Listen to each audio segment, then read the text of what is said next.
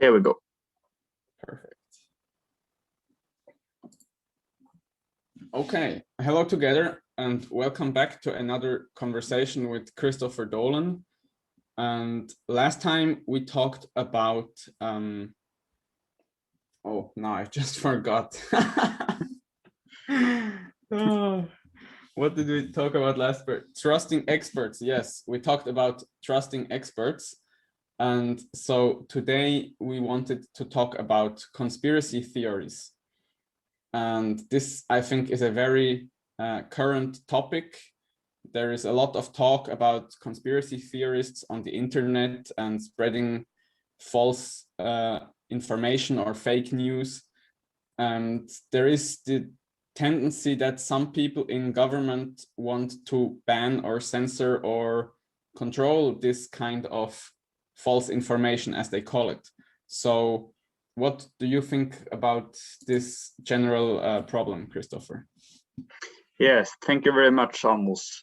So I suppose we perhaps should start off the discussion with defining a conspiracy theory. What is a conspiracy theory? I suppose we could say that a conspiracy theory is an hypothesis or a theory about a certain significant historical event or series of events, or perhaps some institutional phenomena or phenomena of other sorts, and related to that, the idea that there is a deliberate conspiracy among certain people to do this phenomena or event or action for a certain purpose. And this conspiracy is supposed to be something that is shared among a certain group of people, among the members of that group, and they have their own interests in doing this. And it seems also to be related to this, the idea that this conspiracy is supposed to be secret. They're supposed to be hidden from the public so that the public will have a different perception of what happened than that which the secret groups or the groups planned in secret, or how they deliberately thought of it. So basically, the idea that we have a certain phenomenon, a certain historical event or series of events that is caused by a certain conspiracy of people planning something purposely with an intent that is not publicly revealed, if we could say that way.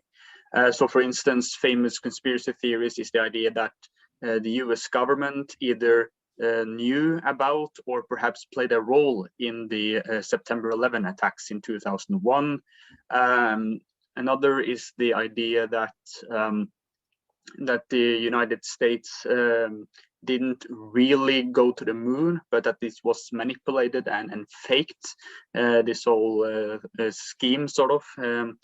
And there are others, false flags attacks, lies that politicians have spread in order to increase their power on certain historical events, etc. So that sort of gives an impression, a picture of what the conspiracy theory is. And it seems to be, today at least, this controversy on a certain number of conspiracies, whether they are true, whether they are false, how we should think of them. And one of the most recent ones are is the presidential election that was in 2020. And there are many who seems to suggest that it was sort of the election was stolen, that it was really Trump who won the election, but then mainstream media and institutions did a lot of legal things with the votes, etc., and therefore made it look like actually Biden won. But they think no, that wasn't really the case. So that perhaps might be classified as some sort of conspiracy. And this is a huge controversy. So it seems to be a relevant topic that people should relate to, because conspiracy theories are relevant to elections, to important political decisions. And I think it is relevant to people's lives, everyday lives, to a certain extent, whether a certain conspiracy is true or false. So therefore, I would say that it is an important topic, but exactly how we should understand it, how we should investigate into it, that is a huge topic in and of itself, which we could perhaps discuss further in this discussion. Great, thank you very much, Christoffer. I think it's a very good idea to start with a definition, and I have actually never heard any discussion about conspiracy theories so far starting with a definition. So we said conspiracy theories have to do with conspiracies, meaning that this theory claims that a certain event was planned and willfully executed by a typically small and very influential, rich, or powerful group for their own private interest, but they spread a story that leads the blame to some natural cause or some other group of people. So this is what we would call a conspiracy. And this is, I think, very important. And I had two thoughts on this. One is that this is today also sometimes used as a label to just get people out of the way. So instead of having a discussion, for example, if climate change is actually made by humans, or to what degree human activity influences the rise of global average temperature or the ocean level, and what this means and how big of a problem this is for whom, you just call everybody who wants to start this discussion a conspiracy theorist or a climate denier, and then you don't even have the discussion. So this is one thing, that this label is used to silence people. And the second thing is that, of course, if we look in history, there have been cases where these conspiracy theories were actually true. These cases are actually not even that rare. So some government doing a false flag operation in order to get a good reason to invade another country, or politicians lying about certain things in order to keep the public just quiet and calm. These are not exceptionally rare events. So, for example, I'm not sure about the details, but I think the US did multiple false flag operations in South America to maybe get some riots going or to get some reason to invade somewhere. Also, of course, the most famous one maybe is the German false flag operation to attack Poland. You know, since 5 a.m. we are shooting back.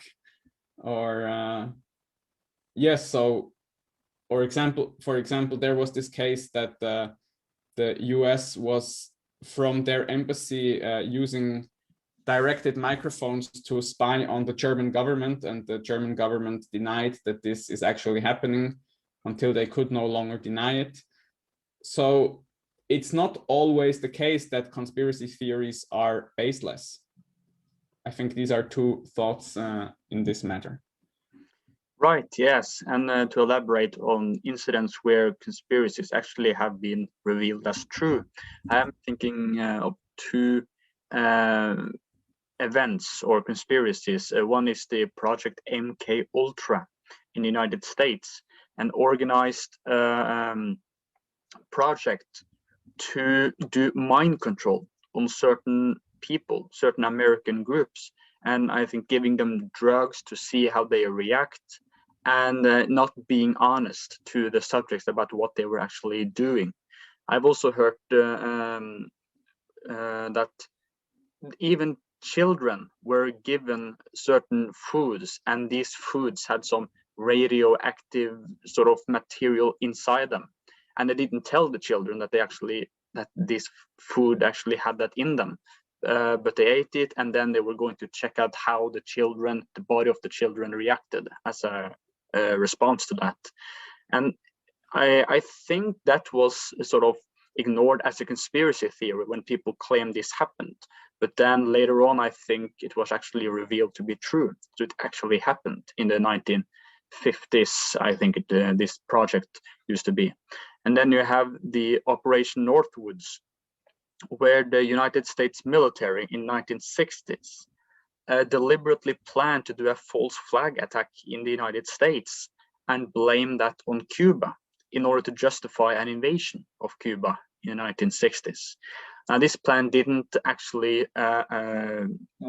This was not actually committed. I think President Kennedy rejected this project, so it didn't actually go anywhere after that. But that was also, I think, rejected as a conspiracy theory when people talked about this. But then later on, it was revealed that no, this was actually something the U.S. military planned to do. And documents are revealed, it seems to me, about this conspiracy. So yes, I think this is important when it comes to the whole discussion about conspiracy theories, whether that has actually happened that we can know it. It seems to be the case that indeed there have been conspiracies throughout history, which have been denied, but then later it seems like it actually happened. So that is something people should know, because it tells us about the possibility of conspiracy theories being true at the very least. Yes, and of course this doesn't mean that every conspiracy theory out there is true, but it is not also just that we can ignore every conspiracy theory as having no basis at all.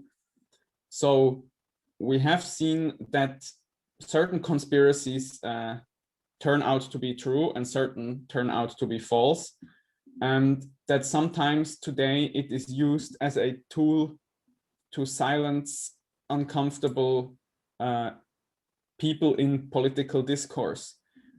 And to my mind, the most important question in this debate is actually the question of who should have the control over the information. Because, or formulated differently, who gets to define which theory is a conspiracy theory and which isn't? And I think this is a very important and very difficult question, and I don't have a very elegant answer that I'm sure is the right one. But the problem is, if you go back in time, we had always certain institutions that they were so like the gatekeepers of information. They controlled which information got published, and they also in certain areas controlled who got access to this information.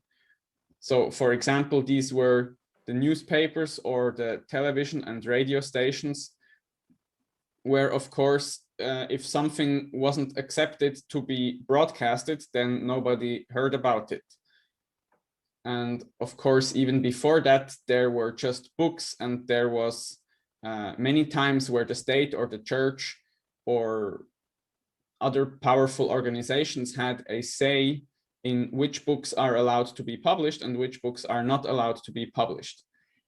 And today with the internet, we have to a considerable degree broken up this monopoly on information.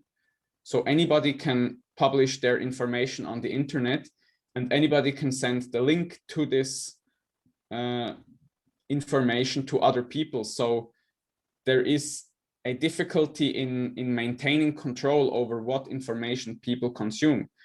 And I feel that this idea of defining certain informations as fake news or as conspiracy theories is an attempt by, you could say, the rich and powerful or the political elite to get this control back about what information can be read.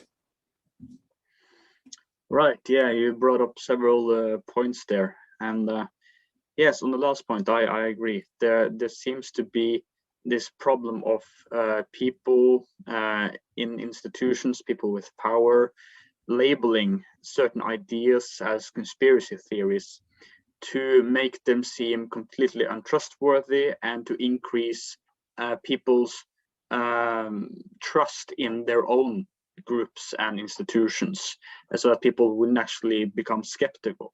And I think that's a problem, because then politicians could just scream out conspiracy theory to any sort of criticism which suggests that they might have another plan or purpose with doing this, and if that one they're actually saying out loud.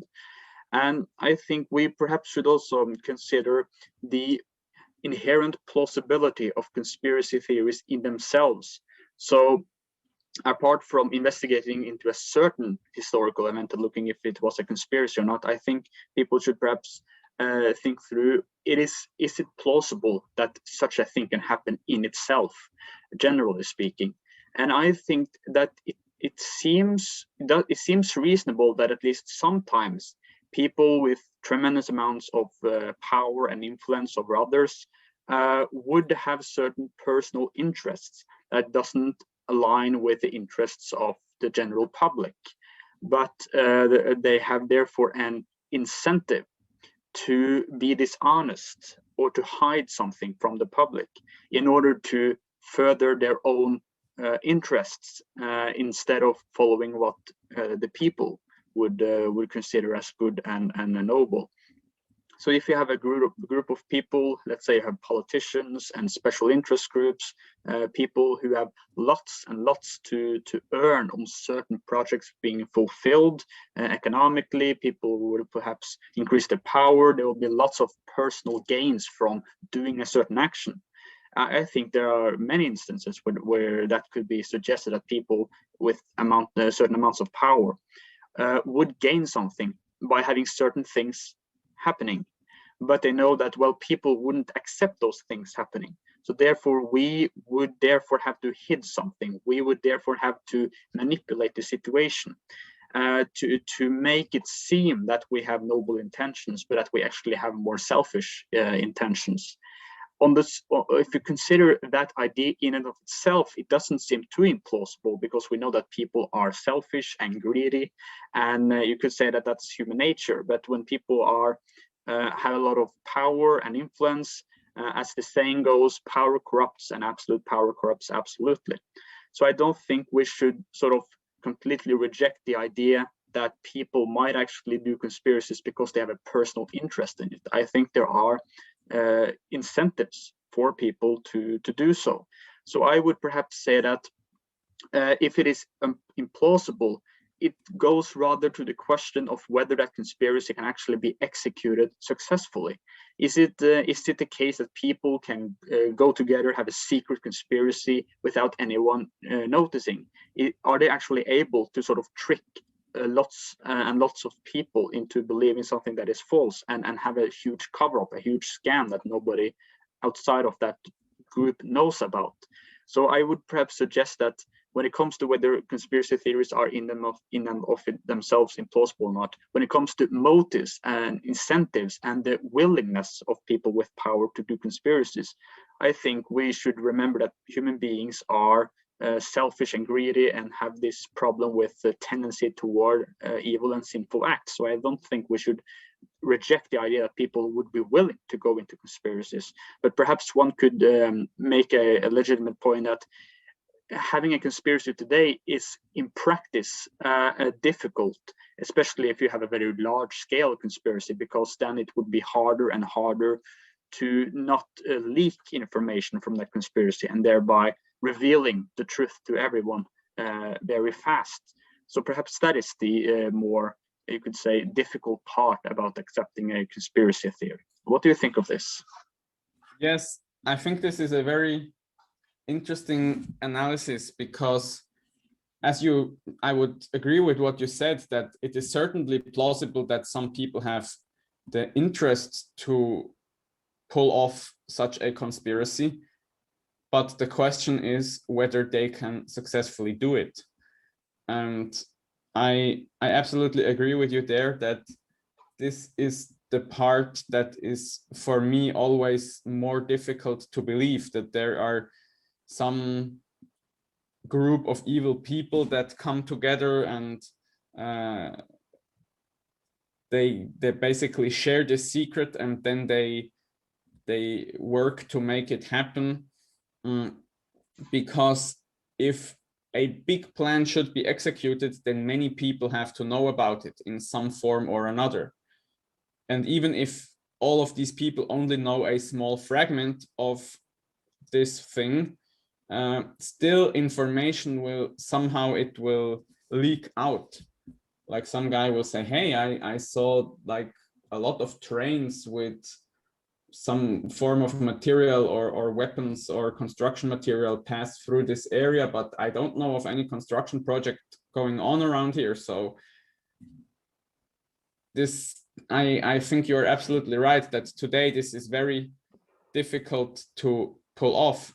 And maybe in the past, when there was no social media or internet, or when it was even more cumbersome to write a letter and have it sent, then this information couldn't really spread. So even if some people locally knew that maybe something weird was going on, the people in other towns and countries, they had no clue, because the information couldn't spread so easily. So it could actually be that it is today less plausible that conspiracies can be successfully pulled off. But still, this doesn't mean that it's completely impossible, but it's maybe less plausible. And to me, it's also always the more believable explanation is just that people have self-interests, and as you said, people are greedy and selfish, and maybe they don't care about harming other people to get to their desired end. And then when the interests of many rich or powerful people or institutions align, then these things just happen automatically. So for example, I don't believe that there is some big conspiracy in lobbying. It's just in the nature of things, people trying to maximize their own monetary interests. And so big corporations will go to politicians and tell them, look, I give you a lot of money if you pass this law so that we make even more money. And then they both profit, and the public is the one that pays the cost. This is no conspiracy. This is just alignment of personal interest. Right, yes. So, I mean, when it comes to the idea of conspiracy theories being executed in practice today, as opposed to before internet and modern technology, I think there are, you could say, multiple factors which play into whether a conspiracy is practically feasible or not, on how people relate to each other in a certain society.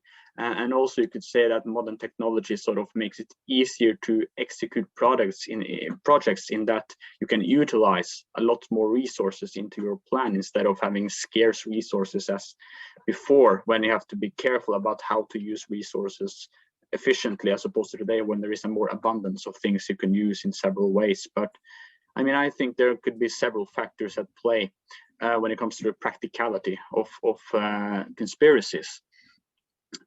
And yes, I do agree with you that when it comes to certain things happening today, like lobbying, it would be perhaps problematic to call it conspiracy or conspiracy theory, because it's just very obvious that lobbying is all about exchanging things for certain self-interests. And I mean, you have secret societies where people secretly come together and have some ideas and some plans they want to execute, and by definition those societies won't get out and tell their plans to everyone. So I think there are certain things in society where people going together and doing things that don't align with the public interests and doing it in secret, I think that in and of itself is something that is practiced here and there to certain degrees. But then perhaps the thing about conspiracy theories which makes it sort of more controversial, I suppose, is the idea that You have very influential, famous, and significant events happening, like September 11 attacks or some war going on. And the idea that these things are based upon conspiracies, since these things are so influential and controversial and have so much impact on so many people, it seems that, oh, here the theories have a lot more to say about things, and therefore it might be, you could say, more dangerous to present theories which suggest some things but might be false, some might say. So, for instance, the idea of the presidential election in 2020 being rigged or stolen or being a fraud. Now, if that is true, that it was actually a fraud, then that's a huge problem. That means that democracy in America is completely destroyed, and the real political power is in the hand of groups of people we have no control over. But if the idea is false, then that also is very problematic, because that would, you could say, sort of attack trust in institutions in America, which would therefore break down the social order. But that's something another group could say. Though some would perhaps argue that it's good to have less trust in those institutions because they are so corrupt and weak, and we should just replace them. That also is something you could argue. But anyways, the point is that certain conspiracy theories, if they are true, have a lot of implications. And if they are false but believed, that might have dangerous implications, or the other way around. Like the September 11 attacks, if people got convinced that government was behind the September 11 attacks, and that, I think, would change many things, to say the least. And other things like wars being executed in the name of things that weren't actually the case. Now, when it comes to the war on Iraq, there I think there is a widespread agreement among many that the politicians were dishonest, that they told they were weapons of mass destruction in Iraq, but that was not actually the case, and that they had the personal interest, economic interest, to invade Iraq. That they weren't honest about. I think there is actually agreement among many that was actually the case. But nevertheless, it seems that the government is just continuing the wars in the Middle East, so that hasn't helped that much, I suppose. But yes, so therefore we could say that conspiracy theories on important, influential events have a lot of relevance. And then of course come the question: well, is those conspiracy theories true, and how do we find out? And that's a huge question in and of itself. Yes, you brought up some good points there. So I think we can agree that these the label conspiracy theory, and also the problem of that we are discussing here, only really applies, or it mostly applies to big events that have big consequences. These can either be big consequences in the sense that some people experience significant harm or even die because of these events, or that they influence really big parts of the population, as you said, in their trust in the institutions that they live with. And this also brings me to another point that I thought about, that the big the loosening of control of information, that today everybody can find any information on the internet or search in any way they want. This also leads to a fragmentation of the population, because different groups of people within the same community or city or country, they consume entirely different news feeds or just flow of information. They don't consume the same information, and so they start to believe different things about the world and about their country and their government, and this leads to a split. Also, they find it harder and harder to communicate with each other, because they just start from different different idea of what the facts even are that we are talking about. And so in this sense, it is true that people who spread conspiracy theories that are baseless, they create a huge harm, a societal harm. And I would also say at this point that the freedom of speech doesn't include the freedom to lie. It only includes the freedom to spread information, at least that you actually believe. But this doesn't solve the problem, because some people, they take some photographs of the towers, how they are falling, and they take some different selection of information, and they really believe that this conspiracy happened. But that also still doesn't mean that it actually did or didn't. But yes, I would just point out here that this fragmentation is a danger, and also that people who actually spread false information, they do a big harm potentially to society. Right. Yes, I agree with that. And I think that the problem with many conspiracy theories, according to my impression, is that they don't have a very robust or good methodology to suggest whether those conspiracy theories are true or false.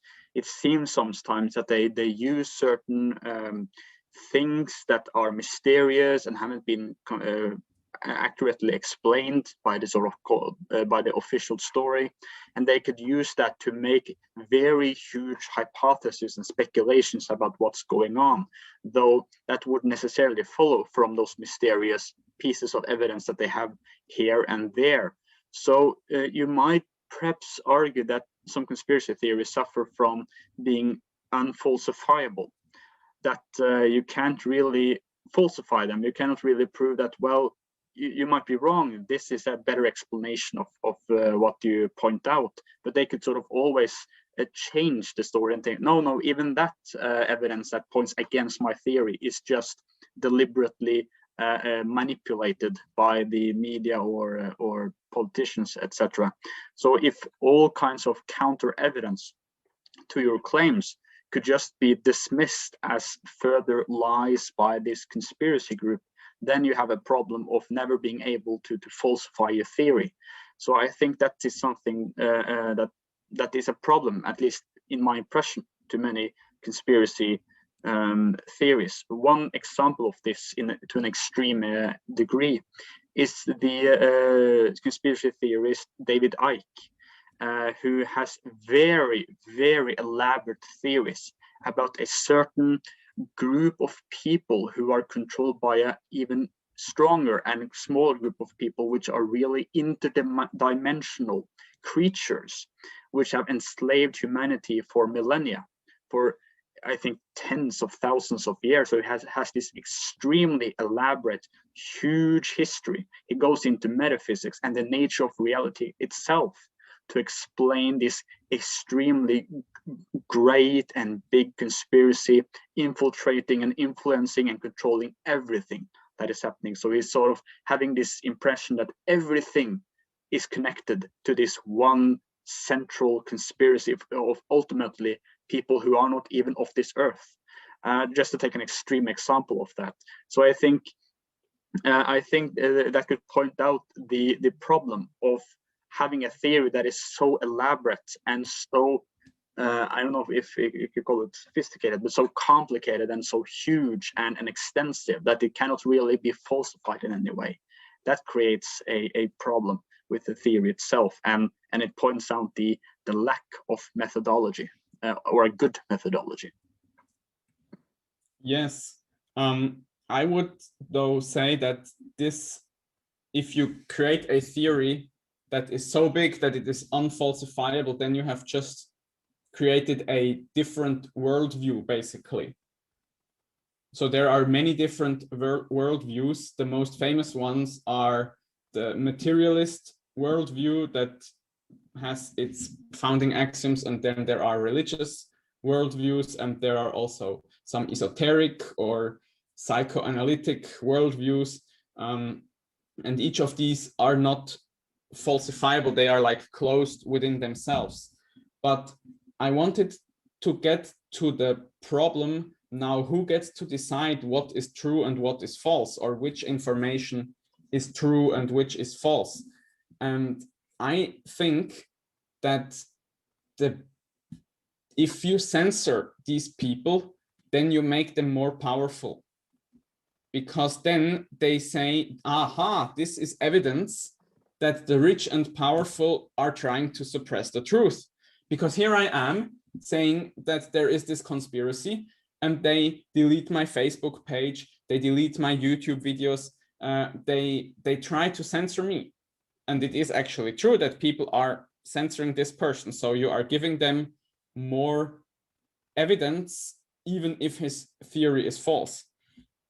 Now, I think what actually should happen is exactly the opposite. You should take all of these different voices and different conspiracy theorists, and you should take the best and strongest exponents of these theories and bring them in a live debate on national television against the official experts that come from university and come from the government.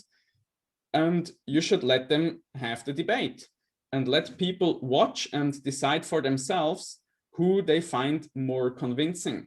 And of course, maybe this debate will go over several sessions, because some expert will say, okay, I will have to look up the data, but I will explain this next time. But you should take these ideas up to the light and not try to suppress them. And then it will very quickly show which theory is more credible and which theory is more just absurd. Right, yes, that's a very important question. I think you implied there about how should we treat conspiracy theories? Should we suppress them, or should we let them have a voice and thereby, for instance, critiquing them? Well, first of all, we could say we have the challenge of first having to determine whether those conspiracy theories are true or false in the first place. Because you could say, well, if there's a possibility that they are true, then we should relate to them differently than if they were false. So that's, you could say, a problem. But in the context of having conspiracy theories that we know or are very certain are just false and baseless, then the question comes, okay, how do we relate to erroneous ideas being spread and having impact on people which might be harmful? And this, I think, might be a challenge to the idea of free speech itself. What do you do when you have erroneous ideas being spread and they have harmful effects on people in different ways? And this problem has been manifested in different ways throughout history. For instance, what do you do when the ideas of communism is spreading massively over Europe and America in the 20th century?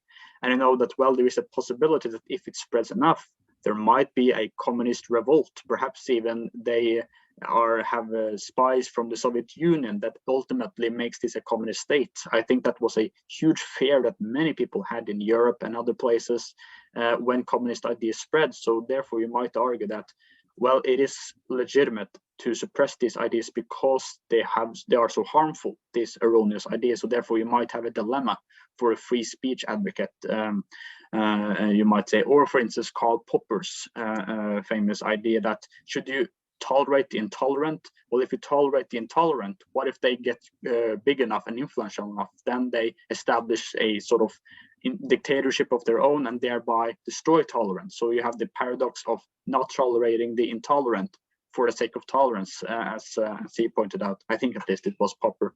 So and then the point you mentioned about, if we suppress and censor conspiracy theories, that might give people a false impression that, oh, there is actually something to this conspiracy theory because the elites don't want us to know about them, do we? And I think I speculate that this can actually be a way, unfortunately, that some people go to extreme ideologies, like, for instance, neo-Nazism. some people will think, well, neo-Nazism is one of the most hated and most condemned ideologies today. They are so extremely hated by so many people. Maybe it's because they want us to hate them, and thereby people begin to flirt with some extreme ideologies based on that. So I have speculated that might actually be a problem of itself. And thereby, if you censor them, then I think, oh, look here, they don't want us to know, and thereby people get this false impression of validity to some of the theories. At the same time, one could argue, on the other hand, that if you let those ideas come out to the light and try to counter-protest them or debate them in public, if, for instance, some of the proponents of those theories are very good people, rhetorically speaking, they make very compelling arguments for their case. And perhaps, yes, the experts might have also compelling arguments, but you might say that it is a danger of either normalizing unacceptable theories. If you let extreme theories coming out to the light and tolerating them, then that might send a message that this theory is not as dangerous as people thought, and thereby sort of normalizing it in society and giving it undeserved value. That's why some people say that, well, you shouldn't really debate those kinds of persons, because that will give them unjustified credibility, because, oh, if the experts are willing to debate such people, that looks like it is a serious discussion to have, instead of just a non-serious discussion, and that might therefore be problematic in that way. So what do you think of this dilemma, if we could say it that way?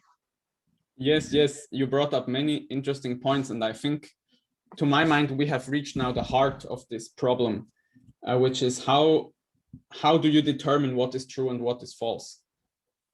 And so the interesting thing is that both methods have their problems, as you pointed out.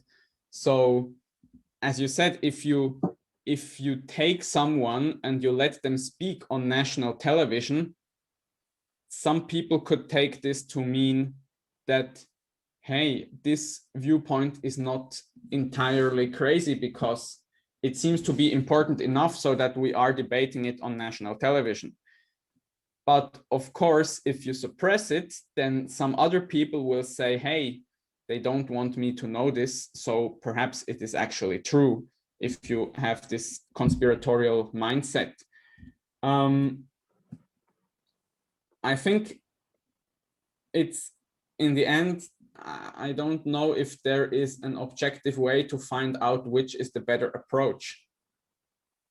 I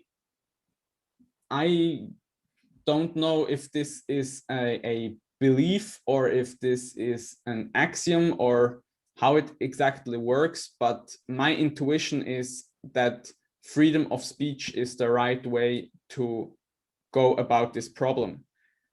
So it is better to take people who spread crazy and harmful ideas and to take them out into the open and destroy their arguments and ridicule them. And of course, you mentioned the problem of sophistry. What if some exponents of this theory are actually very good sophists? But then we should hope that there are other people who are equally rhetorically gifted, who are proponents of the better theory, because this better theory is more widespread than the conspiracy theory, and thus there should be more brain power behind the better theory. Now, let's see here. Yes, you mentioned also the tolerance paradoxon by Popper, and that a society that tolerates the intolerant will end up that the intolerant will win. And I think this is a huge problem, but I'm not sure how to solve it. First of all, I think that this is not a problem about free speech, but a problem about certain actions. So the problem starts when the intolerant group manifests their intolerance through certain behaviors. So for example, they will go and try to stop the opposition from speaking, or they will threaten individuals with physical violence if they publish certain things or say certain things or do certain things. And so that is where the state or the society has to very decidedly step in and stop these threats or these people and punish them and put them in jail. But I'm not sure if you say, and I agree that sometimes harmful ideologies seem to spread very fast, like communism or like National Socialism in Germany. But what first problem still, who is to decide which ideology is harmful? And then what are you going to do about it? Are you going to put people in jail or fine them or take away confiscate their property? It's very difficult. I don't have the good answer to this. Right, yes. And now I think that sort of the idea of free speech to a certain degree argues based on the idea of the marketplace of ideas, the free marketplace of ideas, that if you have free speech, then eventually the best ideas will win because the most convincing arguments will be accepted, for instance. And I'm skeptical to that approach. I think actually people don't have necessarily the tendency to believe true things, but rather sophistry and people making compelling arguments that sound great to them, or for instance, they might have some emotional bias. Perhaps people already feel that, oh, I don't like this institution or this group of people. So if they find a certain theory which conform their own feelings, even though that theory is very irrational, then they might accept it because it's comfortable to believe in such things. So I think therefore you can't really trust the idea of free marketplace of ideas that the true ideas will win. So I would say therefore that I am sort of critical to the idea of free speech, though I would say that we could tolerate certain erroneous false ideas if the alternative is worse. If, for instance, if you censor these ideas that might create huge riots in the streets or destabilizing society, then you should tolerate them. But on the other hand, I wouldn't say that people have an inherent right to sort of speak or spread false ideas. I would sort of deny that. But then comes the question, as you brought out, who has the competence, who has the authority to determine which ideas are true and false? Because that's another issue about, well, we don't really know, or we don't have the authority to say this idea is true and this idea is false. That's why we should tolerate them. And I would sort of agree with this idea, but I would say that if there is an authority which is competent enough to determine truth from falsehood, then that entity has authority to censor or ban certain false ideas. Then perhaps we could discuss, well, which authority has this competence. I would perhaps say I would say that the church has the competent authority to condemn heresies, for instance, against the Catholic Church. What about the state? Does the state have a competent authority to legislate about certain ideas? That's perhaps a discussion for a later video, but I think that this is relevant to the whole conspiracy theory discussion as well, because it comes back to the idea, what should we tolerate? How should we relate to ideas that we think are false, or who has the authority to determine truth from falsehood in the first place and legislate based on that? So yes, it is a question to be sure. Yes, I would start by saying that I agree with your statement that people don't necessarily believe true things, and people are not necessarily very well equipped to search for and find the truth. And also, in many cases, it is extremely difficult to evaluate different arguments against each other, because the question at hand is just extremely complex, and you cannot hold all the relevant information in your mind. And so you necessarily resort to simplifications and models and biases and just your own prejudgments and all of this stuff. but still, I think that these things in the long run will cancel each other out, though it can, of course, fluctuate quite wildly. And there is nothing that hinders an entire society from developing also intellectually and morally in a wrong direction. This is completely possible. But I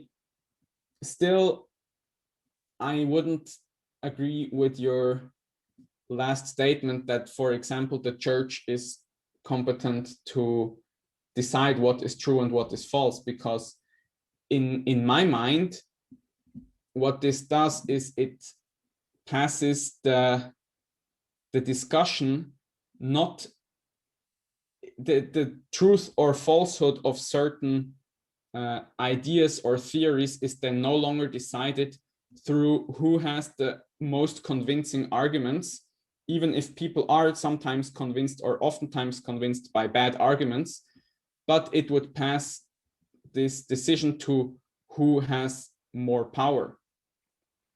Because just this very big and powerful institution that has a lot of resources and a lot of people and a lot of maybe traditional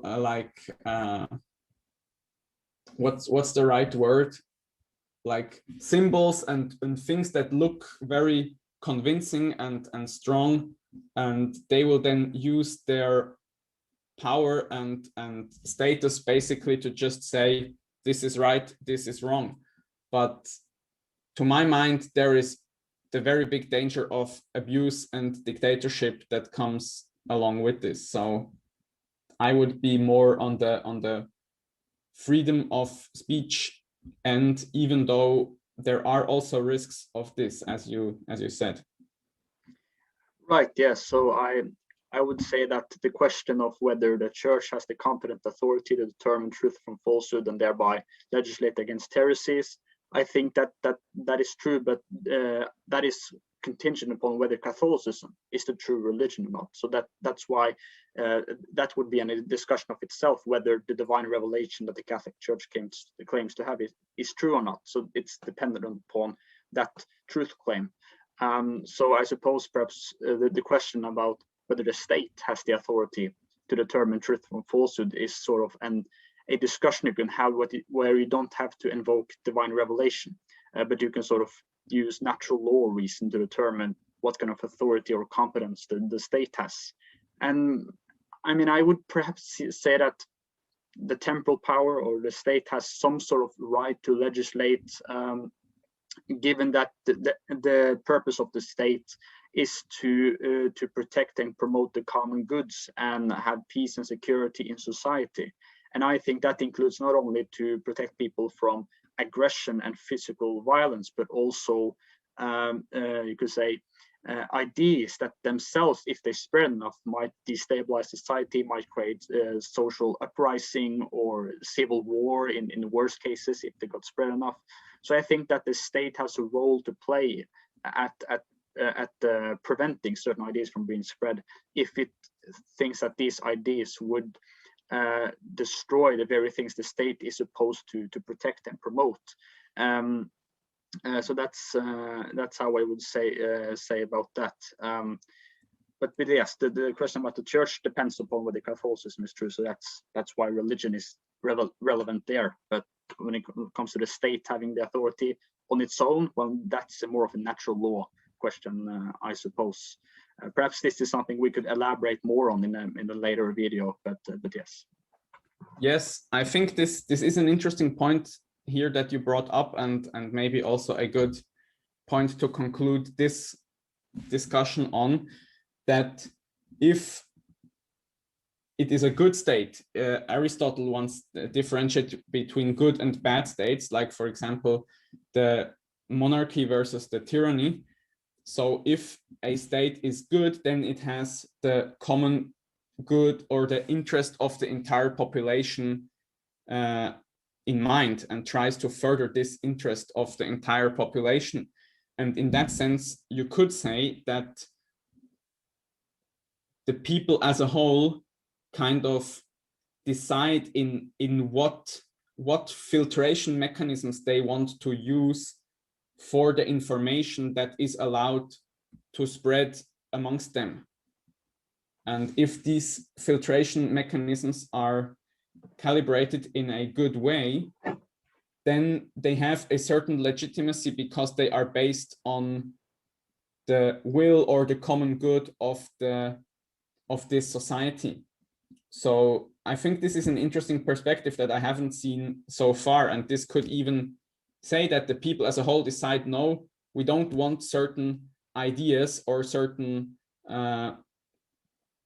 certain theories to be spread in this country because we believe this has a bad effect on our society. Right. Yes, I think I would say that that's a convincing argument for why the state has a role to play when it comes to ideas being spread that are false and destructive for society. I think therefore the state has a right to legislate based on that, unless of course there are practical considerations. If, for instance, censoring this idea might itself create social problems, then that's why you perhaps might argue that it should be tolerated. So of course practical consideration is also important, but yes, at least in principle the state has a role to play, I would say. So I don't know if I have anything more to add to that, but yeah.